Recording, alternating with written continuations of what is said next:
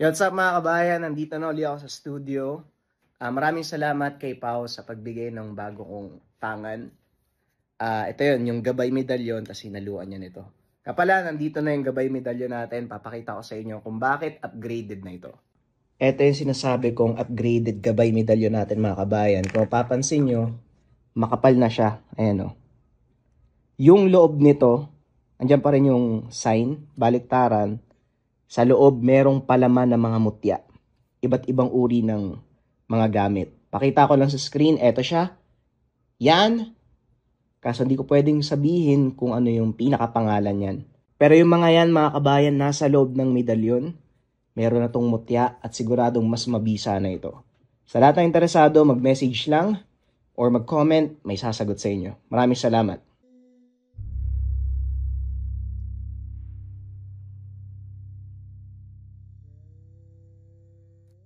Ang kwentong ito ay hango sa totoong buhay. Mula ito sa isa nating kabayan na itago na lang natin sa pangalang Filipo. Walang eksaktong taon, probinsya ng Iloilo. Nang mga panong ito, kilala bilang mahusay na manggagamot itong si Filipo. Yun nga lang kinakatakutan ito sa kanilang bayan dahil sa ugali nitong may pagkasanggano. Lumaki sa pangalaga ng kanyang lolo Berong. Ito din ang nagturo ng lahat ng nalalaman pagdating sa panggagamot. Kabaliktaran ng ugali ng binata. Napakabait ni Lolo Berong at halos lahat sa kanilang baryo sa kanya lumalapit upang humingi ng tulong. Kung minsan pa nga, naaabuso na ito ng mga taong mapagsamantala at ito ang naging dahilan ni Filipo kung bakit arogante siyang nakikiharap sa mga tao.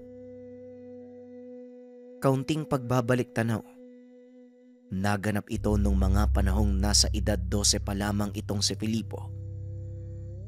Isang hapon, habang nanggagamot ay may lumapit na kalalakihan. May dalang baril ang mga ito, nakasuot ng uniforme ng mga sundalo. Humingi ang grupo ng tubig sa matanda. Ngunit sinabihan sila nitong mag-antay sandali dahil nasa kalagitnaan ng panghihilot ang matanda. Sakto namang inutusan nito si Filipo na sumalok ng tubig doon sa balon na nasa bandang ibaba ng burol kung saan nakatayo ang kanilang tahanan. Laking gulat ng binata dahil nakita nitong pinagtutulungan ng mga kalalakihan ang kanyang lolo. Binato ni Filipo ang dalang galon sa isa sa mga lalaki dahilan para mawalan ito ng malay. Dali-dali naman siyang inawat ng matanda. Sinalo ang panggugulpe ng mga kalalakihan.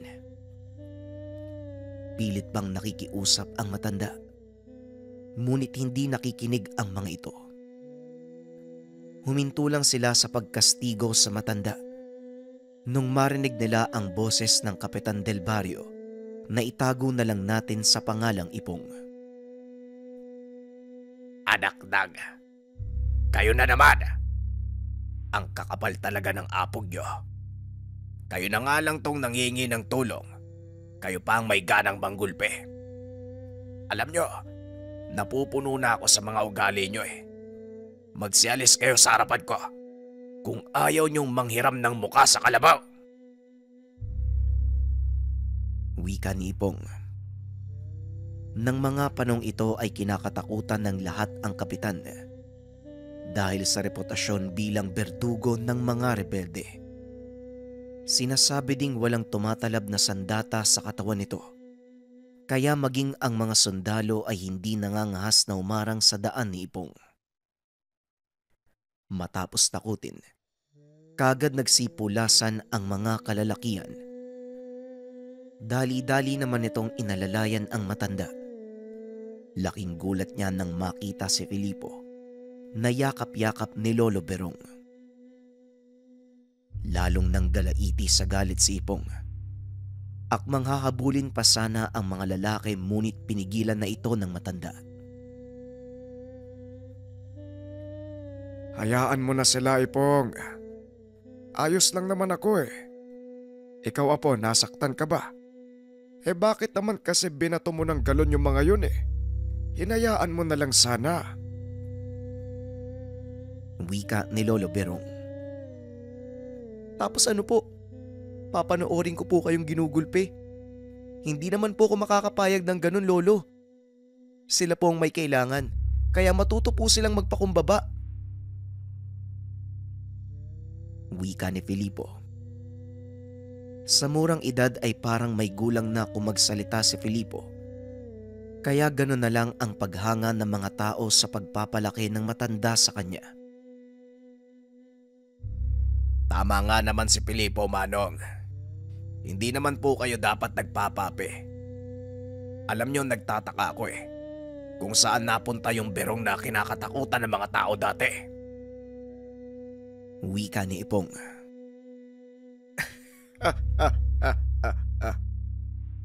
Matagal na panahon na yon, Ipong. Matanda na ako eh. Mahina na ang katawan. Kaya wala na akong ibubuga. Tugon ni Lolo Berong. Kaya nga po nandito ako eh. Kasi alam kong hindi nyo na kaya. Ako po makikipagsuntukan sa mga yon. Antayin lang nilang lumaki ko. Makikita talaga nila. Wika ni Filipo. Tinupad nga nito ang pangako. Edad 14 anyos ang binata nang biglang ipatawag ni Ipong si Lolo Berong dahil nasangkot sa kaguluhan ang apo. Isang binata ang ginulpi nito sa pamilihan. Inutusan ni Lolo Berong ang binatang mamili ng kanilang pangangailangan sa bayan dahil abala ito sa paggawa ng mga pangaplas. Apo, ano ba talaga ang nangyari? Bakit mo naman ginulpe yung taong yon? Tanong ni Lolo Berong kay Filipo na nooy binata na. Kasi Polo, inapi nila yung babaeng nagtitinda ng isda. Nakakaawa naman po kaya ayun pinaggugulpi ko sila para turuan ng leksyon. Kaso, hindi ko na malayang napalakas pala yung suntok ko eh. Ayun, tulog. Pagpapaliwanag ni Filipo. Napabuntong hininga na lang si Lolo Berong habang nakatingin kay Ipong na nooy napakamot na lang din ng noo. Alam mo, Ipong, mukhang nagkamali ako nung pinaturuan ko sa'yo makipaglaban tong apo ko. Ayan tuloy, pareho pang sumasakit ang ulo natin.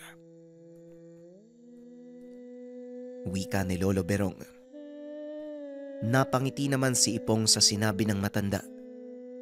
Ngunit sa kaloob-looban nito, ipinagmamalaki nila ang binata dahil sa naging prinsipyo. Nang humantong sa hustong gulang, sinimulan ni Lolo Berong ang pagtuturo kay Filipo ng mga dasal. Nagsimula na din itong magsanay sa panggagamot.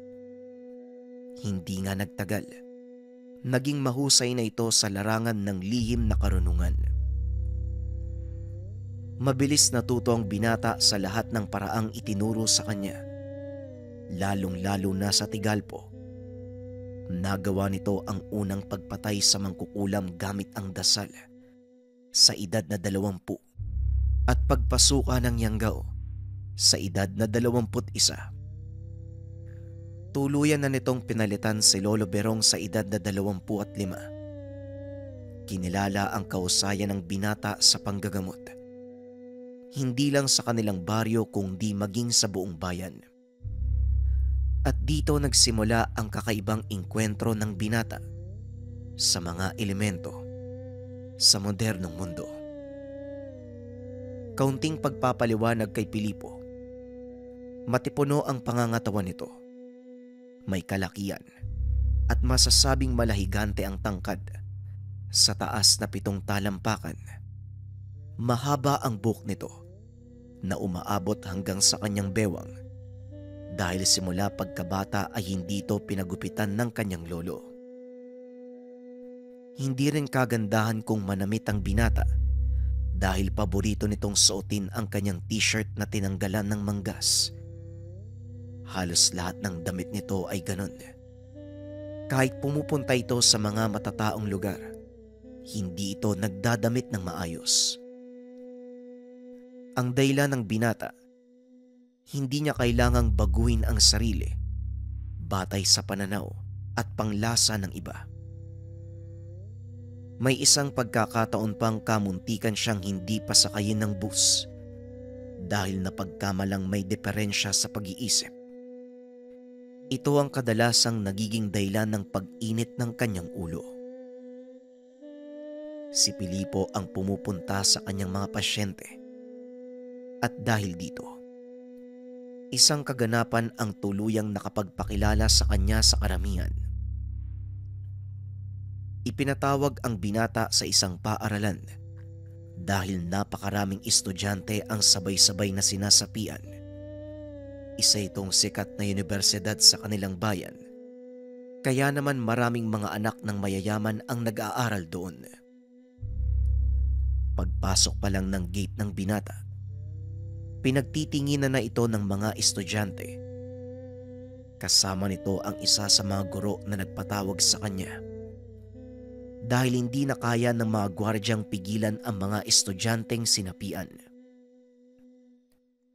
Maliban sa mga guro, kasama din ni Pilipo ang kanyang kaibigang si Ipong. Malaki ang maitutulong ni Ipong sa laban dahil may kaalaman ito sa dasal na panggapos. Mukhang ikaw ang pinagtitinginan ng mga tao dito, Pilipo. Sikat ka na bata. Wika ni Ipong. Ang sabihin mo, Manong Ipong, pinagtatawanan nila ako eh. Pero bahala sila sa buhay nila. Wala akong pakialam. Tugon ni Pilipo. Ilang sandali pa ay nakarating na sila sa silid kung saan inilagay ang mga sinasapian. Sa bilang ni Pilipo, mahigit 10 kabataan ang naroon sa silid. At bawat isa sa mga ito, pinipigilan ng 4 hanggang 5 katao. Nakapagkarga ka na ba, Pilipo? Eh, simulan na natin nang matapos na tayo dito. Kukunin ko ang kalahati at ikaw naman ang bahala sa iba. Wika ni Ipong. Kagad nitong nilapitan ang isa sa mga sinasapian. Inutusan ang mga nakahawak dito na bitawan ang dalaga. Nung una ay ayaw sumunod na mga kabataang nakahawak dito dahil baka magwala at makasakit. Ngunit nang sumigaw si Pilipo, biglang nagsipag-alisan ang mga nakahawak sa pasyente ni Ipong. Akmang tatakbo sana ito palabas nang biglang hawakan ni Ipong ang ulo nito. Tumigil ka kung ayaw mong mamatay sa loob ng katawan ng dalagang yan. Wika ni Ipong. Unti-unting naglakad ang dalaga pabalik sa kinakatayuan. Naupo sa sahig. Hindi ito kumilos habang patuloy na nakatutok ang tingin kay Ipong. Samantalang si Pilipo naman, hindi makalapit sa isa pang pasyente dahil hinarangan ito ng ibang estudyante. Manong Ipong, mukhang magkakaproblema sa akin tong mga estudyanteng to ah. Kanina pa ako naiirita eh. Wika ng binata. Kagad naman siyang sinagot ng isa sa mga estudyante. Bakit? Sino ka ba sa palagay mo? Tignan mo nga yung itsura mo. Mas mukha ka pang basurero kaysa sa manggagamot eh. Napangiti si Pilipo. Tinutukan ng daliri sa noo ang estudyante. Bigla itong nanigas at unti-unting naupo sa sahig. Kung wala kang alam, huwag mong ibubuka yung mabaho mong bunganga. nasa paaralan kayo, pero yung hininga nyo, amoy alak. Ano bang pinagagawa ng mga kabataan ngayon? Wika ni Filipo. Bigla namang sumingit sa usapan si Ipong. Para sa inyong kaalaman, ang totoong manggagamot dito ay walang iba, kundi ang taong yan, yung taong mukhang grasa. Siya si Filipo. Wika ni Ipong. Napailing na lang si Filipo sa sinabi ng kaibigan. Kagad nang inasikaso ang kanyang pasyente. Naupo ang binata sa harapan ng estudyante. Nakita ng lahat kung paanong nanlaki ang mga mata dahil sa takot. Lumayo ka sa akin. Wala kang kinalaman dito, kaya huwag kang makikialam. Pagmamayari ng aming Panginoon ng kabataang ito, napagutusan lang kami para kolektahin sila. Wika ng nakasapi sa pasyente. Kinilabutan ang lahat ng nasa silid. Nagbulungan. Dahilan para mairita si Filipo. Pwede bang palabasin niyo ang lahat ng walang kinalaman? Ang may iwan lang, mga pasyenteng may sanib.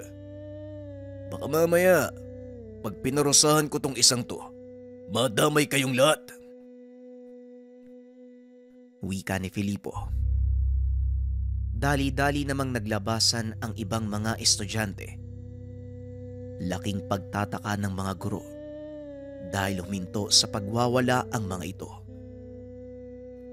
Muling ibinaling ng binata ang atensyon sa pasyente. Kinausap. Naupo ang binata sa harap nito at nagsinde ng sigarilyo. Pasensya ka na ha. Naabala tayo. Ngayon, ano nga uli yung sinasabi mo? Kukolektahin mo sila. Mukha bang basura yung mga to? Kung ako ang tinutukoy mo, pwede pa. Madungis ako eh. Pero itong mga mukhang to, na parang hindi nadapuan ng langaw simula pagkabata, ewan ko lang ha. Wika ni Filipo. Tumawa ng malakas ang nilalang. Akmang sasakalin si Filipo nang bigla nitong ilapat ang hintuturo sa noo ng estudyante. Napasigaw ito habang nanginginig ang katawan na tila ba kinukuryente. Ay nako, masyado kayong mabangis ah. Pero yan ang gusto ko, lumalaban. Sabihin mo sa akin, sino ang Panginoon mo? Tanong ni Filipo. Hindi mo na kailangang malaman. Total, hindi mo rin siya kayang talunin. Tugon ng sanib. Ganun? Di tignan natin. Tugon ni Filipo. Kagad nang pinatay ang kung anumang nakasapi sa pasyente. Hindi na ito nag-abalang magtanong kung anong uri ito ng nilalang. Makalipas ang ilang oras, nagawang palayasin ng dalawa ang mga nakasanib. Habang nag-aayos ng mga sarili, dumating naman ang isang pare. Dinasalan ang mga walang malay na pasyente. Napangiti naman si Filipo nang makita ito. Hoy Filipo, umayos ka. Pari ang karap mo. Igalang mo naman. Wika ni Ipong. Bakit? May ginagawa ba ako? Hinahayaan ko nga lang si Father na dasalan yung mga kabataang yan. Father, pasensya na, nahuli ka ng dating. Tapos na po ang eksorsismo. Wika ni Filipo. Napalingon ng pare at lumapit sa kanila. At sino naman kayo? Paano mong nasabing tapos na? Walang malay mga bata.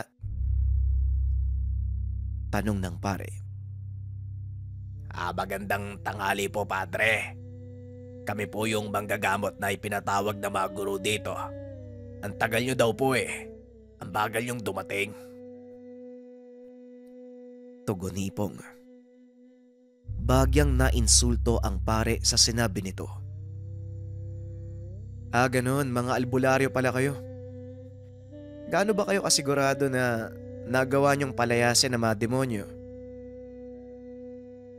Muling tanong ng pare. Siguro, kasing sigurado ng pagsikat ng araw sa silangan, Padre. At kasing sigurado din ng pagkakamoy ko ng alak sa hininga nyo. Mawalang galang na po ha. Kung ako sa inyo, uuwi na lang ako para matulog. Wika ni Filipo. Nanlaki mga mata ng pare sa sinabi ng binata.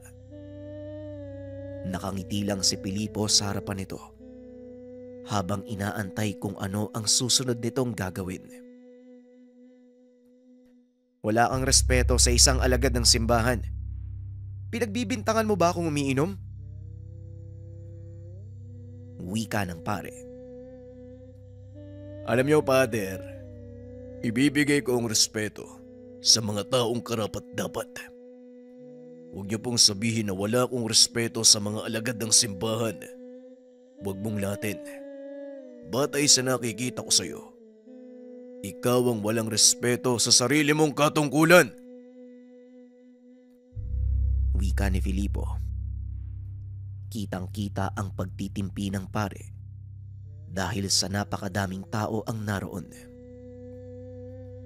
Bagaman hindi naririnig ng mga ito ang pag-uusap ng dalawa, ayaw nitong makita ng mga tao ang totoong ugali. Alam mo, binata, sasabihin ko sa'yo, nagkakamali ka ng binabangga. Isa akong kilalang eksorsista at nagsanay sa bansang Italia para sa ganitong trabaho. Kaya wala kang karapatang bastusin ako, ha? Isa ka lang hamak na albularyong walang pinag-aralan. Natuto lang kayo ng mga karunungan. Akala nyo kung sino na kayo, ha? Hindi nyo rin maitatago ng mga babubuti nyong gawa ang katotohanang may sa demonyo ang inyong mga pamamaraan. Wika ng pare. Napangiti na lang si Filipo sa sinabi nito. Magsasalita pa sana nang bigla siyang pigilan ni Ipong. Tama na, Filipo. Wala kang mapapala kung makikipagtalo ka sa isang alagad ng simbahan. Ang mabuti pa, umalis na lang tayo. Wika nito. Ngunit napansin ni Filipo na tila may mali sa mga pasyente. Hinila nito sa sulok si Ipong upang kausapin. Sabihin mo sa akin, naiselyo mo ba yung katawan ng mga pasyente? Nanlaki ang mga mata ni Ipong dahil nakaligtaan nitong iselyo ang isa sa kanyang mga ginamot. Naku po, naloko na. Nakalimutan ko yung isang dalaga. Bigla kasing dumating si Padre Laurencio eh. Tugon ni Ipong. Yan pala si Padre Laurencio. Hindi pala ako nagkamali ng pangiinsulto sa kanya. Alam mo, marami na ako naririnig na masasamang bagay tungkol sa kanya. Pero huwag ka nang maingay. Tignan natin kung anong gagawin niya. Gusto ko ding makita ang pinagmamayabang niyang pinag-aralan sa Italia. Wika ni Filipo. Ilang sandali pa ay bigla na namang nangisay ang sinasabing pasyente ni Ipong. Alam ng binata, magiging butas ito sa kanilang reputasyon. Ngunit sinadya nitong bumalik ang nilalang sa katawan ng dalaga upang subukan ang kakayahan ng pare. Hindi ba mapapahamak ang pasyente, Filipo? Sigurado ka ba? Tanong ni Ipong. Huwag kang mag-alala, Manong. Walang magagawa ang nilalang na nasa loob ng katawan ng pasyente hanggat hindi pa nakakalas ang ginawa mong panggapos. Pag-uusap ng dalawa. Samantalang si Padre Laurencio naman, nagkandara pa sa pag-uusal ng mga dasal pang eksorsismo. Ngunit sa kasamaang palad, tila hindi ito tumatalab.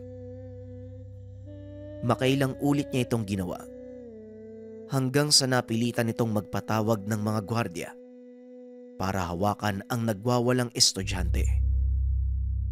Nanatiling nakatayo si Ipong at Pilipo sa sulok nang bigla silang lingunin ng pare.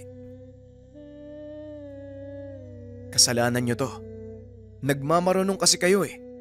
Ngayon, tignan nyo yung nangyari. Wika ni Padre Laurencio. Napailing na lang ang binata. Alam nito na mahinang uri ng elemento ang sumapi sa dalaga. Alam mo, Pilipo, naniniwala ako sa mga sabi-sabi na may kakaibang lakas sa taglay ang mga dasal ng kagaya ng eksorsista. Pero bakit simpleng maligno lang? Hindi pa mapalayas dyan. Tanong ni Ipong. Hayaan mo lang siya, Manong. Tignan natin kung ano ang magagawa ng mayabang na pari na yan. Wika ni Filipo. Naupo ang binata sa sahig habang umiinom ng tubig. Nakatitig lang ito sa ginagawa ng pare na parang batang tuwang-tuwa sa pinapanood. Inabot na ng maghapon. Wala pa ring nangyayari. Halos magtanggal na ng suot na sutana ang pare dahil basang-basa na ito ng pawis. Tinignan ni Filipo ang pasyente. Nakitang nangihina na ang katawan nito. Halos hindi na din makadilat dahil sa ginawang maling pamamaraan ng pare. Tumayo ang binata. Lumapit sa kinaroroonan ni Padre Laurencio. Kagad namang nagtinginan ang mga tao sa kanya. Hinawakan ng binata sa balikat ang pare. Tumabi ka. Ako na ang gagawa. Napatitig sa kanya ang pare.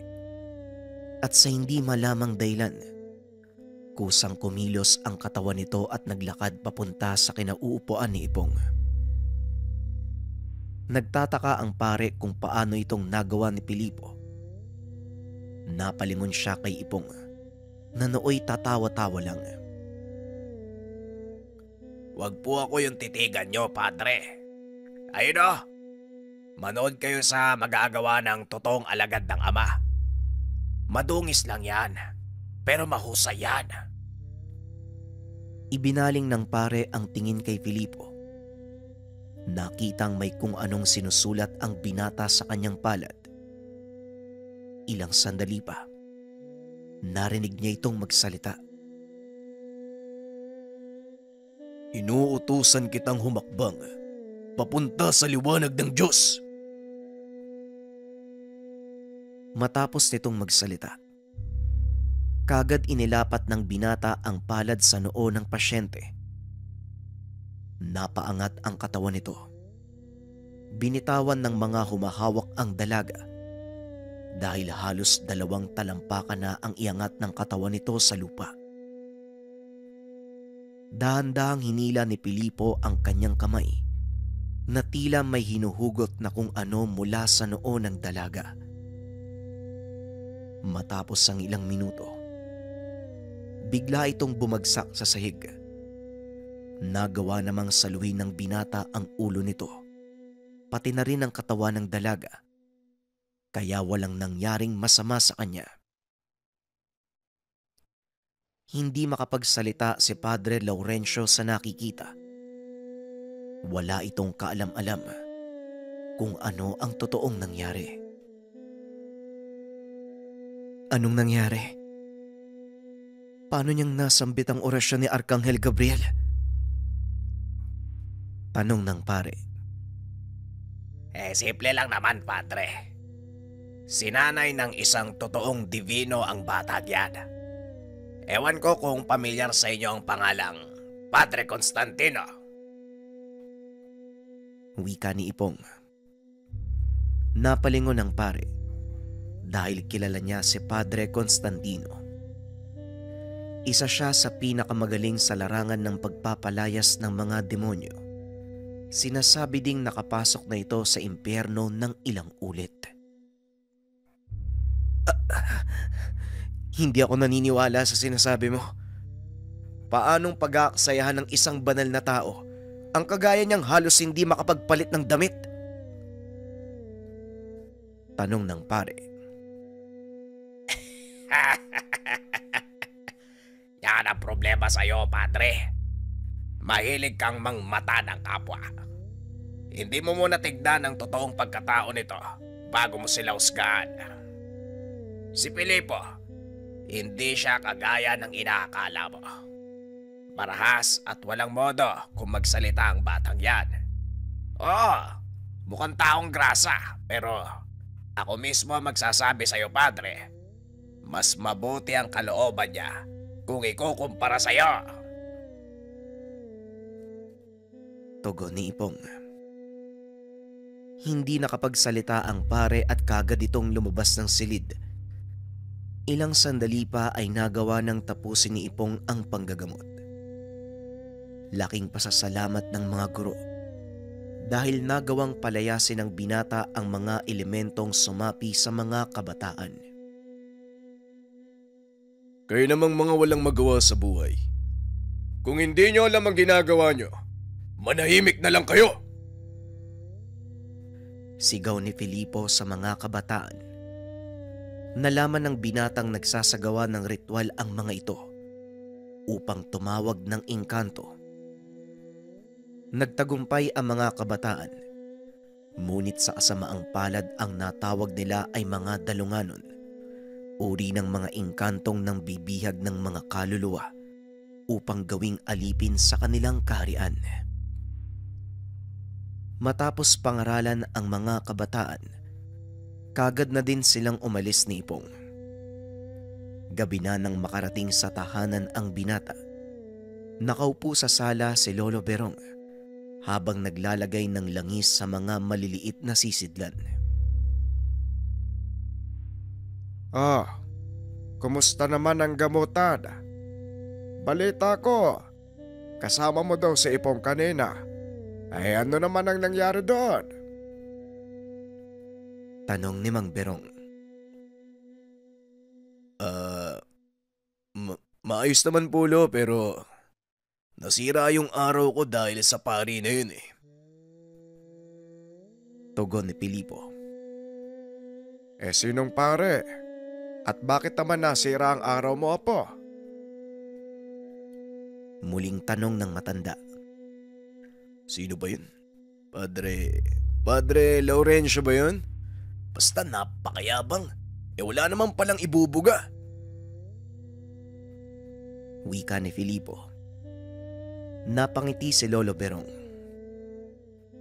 Ay nako, yun naman pala eh. Hayaan mo na yon. Masyadong mataas ang tingin sa sarili ng paring yon. Marami din ang ayaw sa ugali niya. Pero wala tayong magagawa. Dahil siya ang kura paroko ng bayan natin. Tugon ni Lolo Berong. Patuloy itong nagkwento. Ngunit lingid sa kaalaman nito na nakatulog pala sa upuan ng binata. Kinabukasan maagang nagpunta si Ipong. O Manong, ang aga mo naman ata. Anong meron? Tanong ni Filipo. Ay mabuti naman at gising ka na. May naligaw kasi sa bahay kanina. Nangingi ng tulong. Pinuntahan kaagad kita kasi sigurado kung magiging interesado ka. Tugon ni Ipong. Napahinto sa paghigop ng kape ang binata at hinarap si Ipong. Ano? Ano pong ibig yung sabihin, Manong? Tanong ni Filipo. May isang bayang ginagambala ng aswang at sa akin sila lumapit. Balak ko sanang puntahan kaya naisip kita eh. Baka gusto mong sumama. Tugon ni Ipong. Aswang? Hindi ko pa nasusubukang makipagbugbugan sa mga aswang, Manong. Mukhang ayos nga yan Sige, sasama ako. Sandali lang magpapaalam lang ako kay Lolo. Tugon ni Filipo. Ngunit pinigilan ito ni Ipong. Ay nako, teka. Sandali lang. Huwag mo nang sabihin kay Mang Berong. Siguradong sasama din yung matandang yon. Wika ni Ipong. Dali-daling nag-ayos ang binata. Sinamantala ang pagkakataong nasa labas ng bahay si Lolo Berong. Mabilis na pumuslit mula sa daan sa likod. Teka, Manong paano mo nasisiguro na aswang nga yung nananalakay sa kabilang baryo? Mamaya, asong gutom lang yan Tanong ng binata habang naglalakad ang dalawa papunta sa tahanan ni Ipong sa gawing dulo ng baryo. Antayin mo munang makarating tayo sa bahay at ikaw na mismo ang magpatunay. Tugon ni Ipong.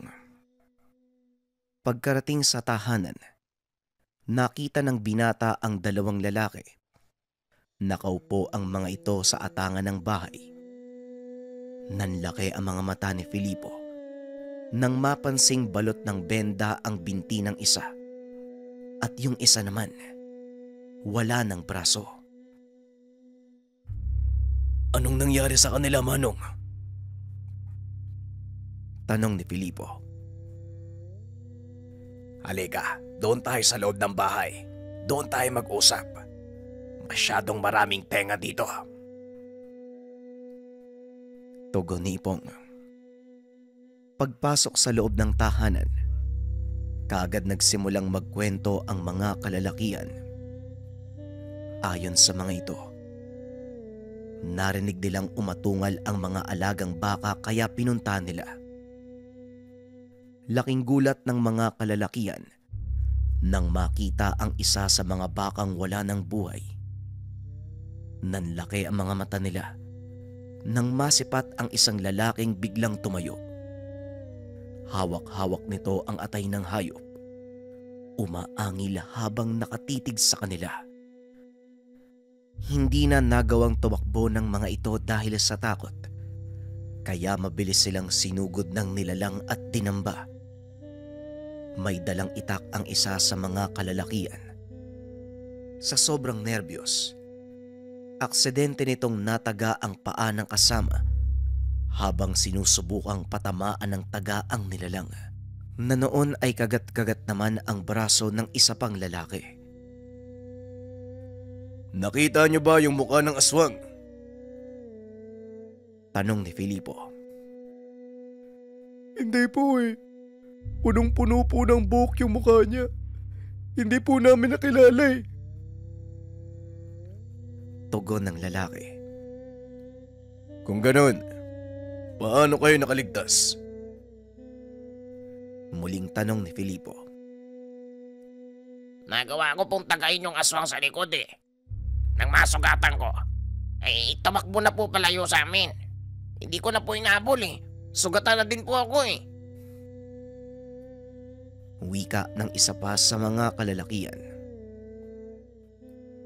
Pakiusap, maniwala naman kayo sa amin Hindi naman kami gumagawa ng kwento Totoong aswang yung sumalakay sa amin Hindi na nagsalita pa si Filipo. Napatingin lang ito kay Ipong, na noon ay hindi rin masabi kung maniniwala siya sa dalawa o hindi. Dahil kung pakikinggang mabuti ang kwento ng dalawa, parang lumalabas, sila mismo ang nag-away-away at nagtagaan. Hindi kaya nagtagaan kayong dalawa at ginamit nyo lang na dahilan ng aswang? Magsabi kayo ng totoo. Dahil sa oras na matuklasan ko kung ano ang totoong naganap, hindi lang yan ang aabutin nyo. Wika ni Filipo. Nagsasabi po kami ng totoo tungkol sa nilalang na pumatay sa baka. Pati na rin po sa sumalakay sa amin. Pero ang ipinagtataka ko po, bakit po yung kasama ko yung tinamaan ng itak? Yung aswang po yung tinataga ko eh. Wika ng lalaki. Ay nako, malaking palaisipan nga to ah. Hindi ko din lubos maisip kung bakit mo tatagayin ang kasama mo eh. Wika ni Ipong. Sandali lang Manong Ipong. May kakayahan ba ang mga aswang na gumamit ng hipnotismo? Tanong ni Filipo. Oo, iyo. Ang tawag sa katangiang iyon, udom. Makakaramdam ka ng pamamanhid sa buong katawan hanggang sa hindi ka na makakilos. Iniisip mo na nakatayo ka lang sa isang lugar pero ang totoo, kinokontrol ng kung sinong nilalang ang katawan mo. Marahil ito ang nangyari sa dalawang lalaki. Tugon ni Ipong. Matapos ang pag-uusap, pumayag ang dalawang sumama sa lugar kung saan nangyari ang sinasabing engkwentro sa aswang. Paano natin malalaman kung darating nga mga aswang, Manong? Mag-aantay lang ba tayo dito? Tanong ni Filipo habang nakamasid ang mga ito sa paligid. Siguradong darating ang mga yon. May ugali ang mga aswang na umatake sa iisang lugar lang. Lalo na kung alam nilang may makukuha sila at hindi pa tuluyang nabunyag ang kanilang pagkatao. Hinala ko, isa sa mga taga-baryo ang sinasabing aswang. Tugon ni Ipong. Maya-maya ay lumabas sa tahanan ang isang lalaki. Lumapit ito sa kanila. May dalang 2 tasang kape. Magkape po muna kayo para mainitan na masikmura nyo. Sigurado ding mapupuyat kayo sa pag-aabang. Wika ng lalaki. Ngunit nang lumingon si Filipo sa kanya, biglang nagbago ang reaksyon ng mukha nito. Maraming salamat ha. Ano nga palang pangalan mo? Tanong ni Filipo. Idong po. Sige, mauna na ako ah. Marami pa po akong gagawin eh. Pagpapakilala ni Idong. Dali-dali itong lumayo. Agad napansin ni Filipo ang kakaibang kilos ni Idong. Bakit? Parang natulala ka iho. Anong meron? Tanong ni Ipong. Siguro wala naman, Manong. Baka pinaglalaruan lang ako na mga mata ko. Tugon ng binata. Bakit? Ano bang meron? Ano bang nakita mo kay Idong? Napapansin ko kasi na parang tagusan ng katawan niya eh. Hindi ako sigurado pero para siyang usok. Napangiti si Ipong dahil sa wakas napansin na ng binata ang inoobserba niya. Ay nako. Alam mo, sa totoo lang, kanina ko pa napapansin yan eh. Hindi ko lang sinasabi sa'yo. Dahil gusto kong ikaw mismo ang makatuklas. Alam mo bang yan ang nakikita ng mga taong may kakayahang kagaya mo? Sa tuwing makakarap nila ang isang aswag.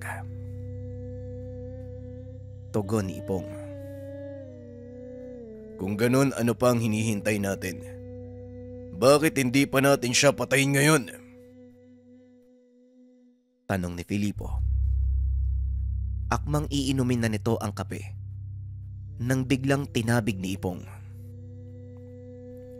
Hindi mo dapat inumin yan. Paniguradong may lasong inilagay ang aswang na yon sa kape.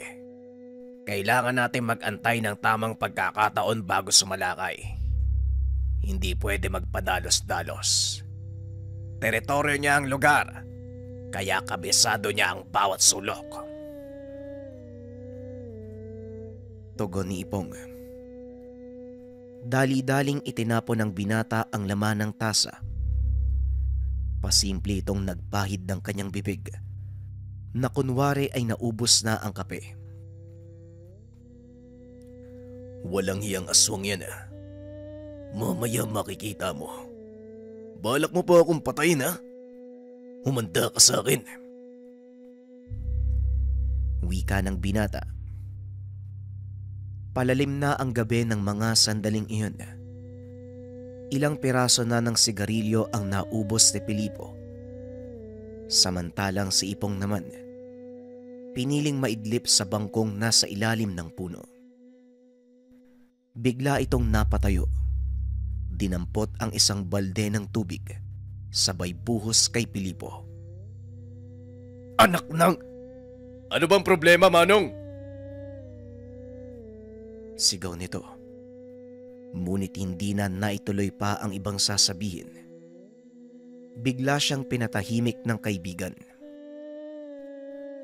Huwag kang maingay. Nandito na siya. Wika ni Ipong.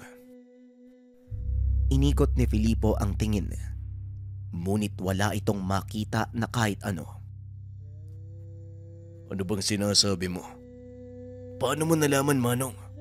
Wala naman ako nakikita. Tugon ni Filipo. Ako din naman wala akong nakikita. Pero nararamdaman ko siya.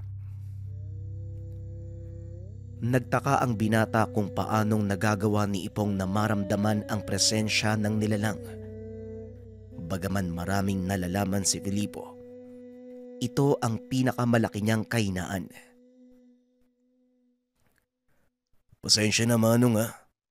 Mukhang ikaw ang magiging mata ko. Wala kasi talaga akong ideya kung anong dapat kong maramdaman eh. Tugon ni Filipo. Huwag kang mag-alala.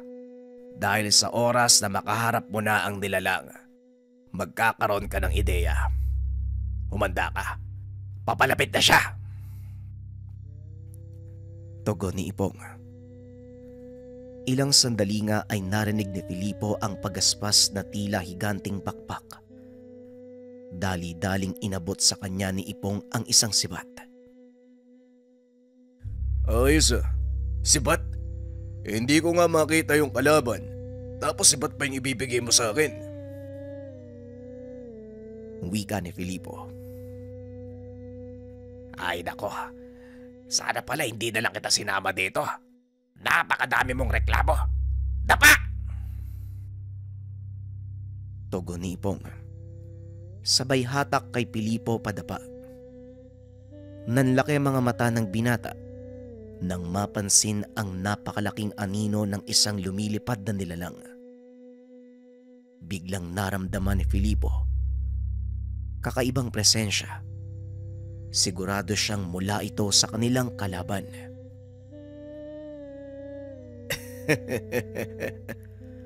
Mukhang may laban na tayo, Manong. Nararamdaman ko na ang aura niya.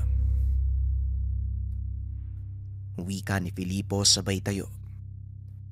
Kagad nitong sinundan ang nilalang. Humanap ng mataas na lugar ang binata upang makita nito ang pag-atake ng kalaban. Nag-usal ng sabulag para hindi siya maramdaman. Ilang sandali pa, muling lumantad ang nilalang. Walang pagdadalawang isip niya itong binato ng sibat, dahilan para mapunit ang pakpak nito at tuluyang bumulusok at sumadsad sa lupa.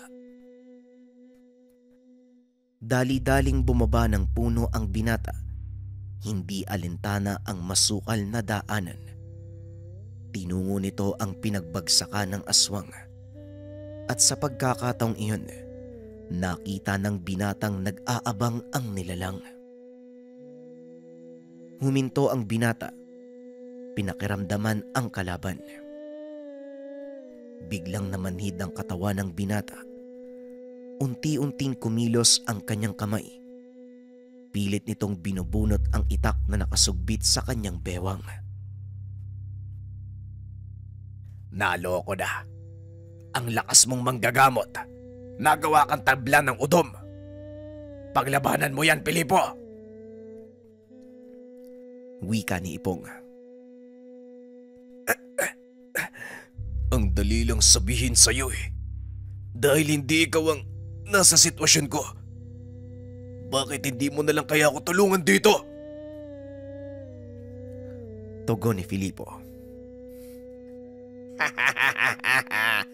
Kaya mo na yan. Ituring mo na lang na isa ito sa mga pagsubok mo at bagong karanasan. Naupo si Ipong sa lupa. Pinanood habang sinusubukan ni Filipo na labanan ang tigalpong binato ng aswang. Unti-unting umaangat ang kamay ng binata. Tumututok ang itak sa katawan nito. Hindi makapaniwala si Filipo na nagagawa siyang kontrolin ng isang nilalang. Sa isipan ng binata, tama ang sinabi ni Ipong. Isa itong pagsubok ng kanyang kakayahan. Ilang sandali pa ay biglang sinugatan ng binata ang sarili at saka pa lamang ito tuluyang nakawala sa kontrol ng aswang. Walang iya ka. Sino ka sa tingin mo, ha? Kanina ka pa eh. Sinubukan mo akong lasunin. Tapos ngayon naman, gusto mong gilitan ang sarili ko. Wika ng binata. Biglang napatras ang aswang dahil kitang-kita nito kung paanong nagliwanag ang katawan ni Filipo. Ay nako, eto na ang pinakamasayang parte. Kung nandito lang sana si Lolo Berong, nako, siguradong matutuwa ang matandang yon. Wika ni Ipong. Huwag kang makikialam, Manong Ipong, ha? Akin ang isang to. Wika ni Filipo. Ay nako, sino bang may sabi sa'yong makikialam ako? Sige na, gulpin mo hanggat gusto mo. Huwag mo lang bubuhayin na. Dahil kapag nakatakas yan, hindi lang malamig na tubig ang ibubuhos ko sa'yo. Sasabunin at hilurin pa kita gamit niyang itak na hawak mo. Napapangiti na lang si Ipong sa tuwing tinitignan ng binata. Hindi nito lubos maisip na ang batang noon ay patpatin, magiging ganito kalakas. Sa kabila ng katotohanan, iisang mutya lang ang tanga nito. Ito ay ang mutya ng palos. Biglang naputol ang pagbabalik tanaw ni Ipong nang biglang nawala si Filipo na parang pula. Kasabay ng paglitaw nito ay ang pagtilapon ng kalaban dahil isang malakas sa suntok ang binitawan ng binata.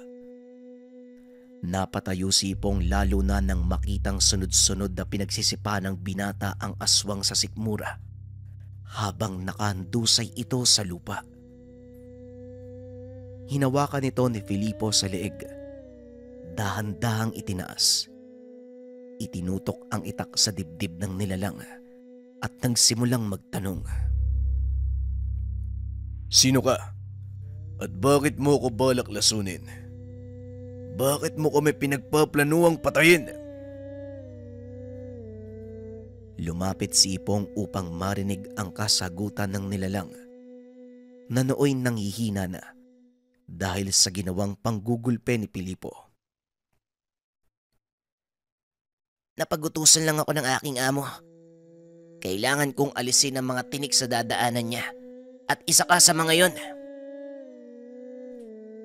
Wika ng nilalang na noon ay unti-unting nagbabalik sa anyong tao. Sige, magsalita ka lang. Sinong amo yung sinasabi mo? Muling tanong ni Filipo. Malalaman mo sa mga susunod pang araw. Lalo pa kung patuloy kang makikialam sa lahat ng mga binabalak niya. Wika ng nilalang. Laking gulat ni Ipong nang bigla nitong baliin ang sariling leeg dahilan ng agarang pagkamatay. Mukhang totoo ang sinasabi niya, Filipo. May mas mataas na nilalang ang nag-utos sa kanya. Pero sino naman kaya ang tinutukoy niya? Wika ni Ipong.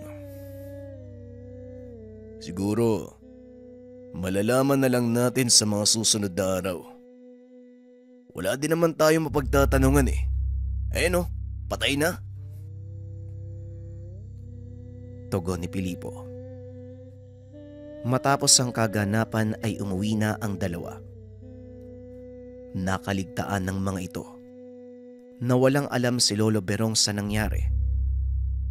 Dahil umaga na, nagpasya sina Filipo na magkape na lang at habang ginagawa ito, hindi sinasadyang naikwento ni Filipo ang nangyari sa matanda at gaya ng inaasahan, galit na galit ito. Seryoso ka ba sa mga sinasabi mo, Ipong?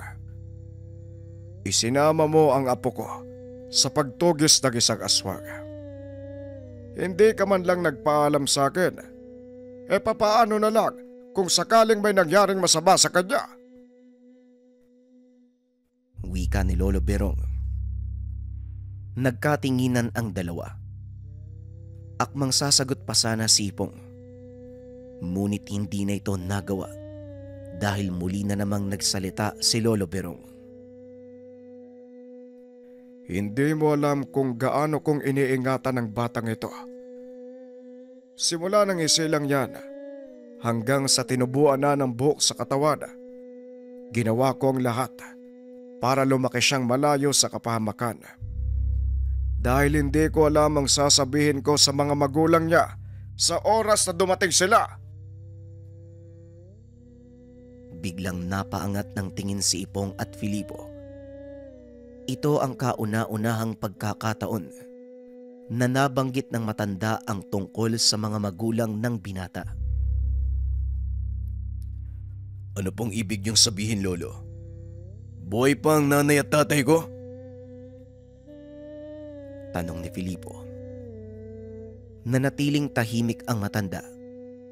Ramdam ng binata na meron itong itinatago. Oo, Filipo. Buhay pa ang mga magulang mo. Ngunit walang katiyakan kung nasaan sila. At gaya ng sinabi ko, babalik ang mga yon sa oras na may mangyaring masama sa iyo. Ako ang mananagot sa kanila. Tugon ni Lolo Berong. Hindi, Lo. Wala po kayong dapat panagutan. Sila ang malilintigan sa inyo, pati na din sa akin. Iniwan nila ako at wala man lang pasabi kung saan sila nagpunta, kaya wala silang karapatan na magalit kung sakaling may mangyari sa akin. Dahil una sa lahat, wala naman silang pake, hindi ba? Wika ng binata. Alam ni Lolo Berong na masama ang loob nito dahil sa pangiiwan ng kanyang mga magulang. At dahil doon, naging tampulan ng pangungutya si Filipo na naging sanhi ng pagiging basagulero nito. Hindi mo alam ang sinasabi mo, Filipo. Sa palagay ko, hindi pa ito ang tamang oras para pag-usapan ang tungkol sa bagay na yan. Kumalma ka lang, iho.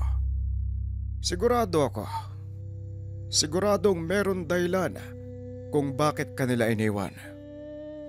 Siguradong magpapaliwanag sila kung bakit sila nawala at iniwan kanila sa akin.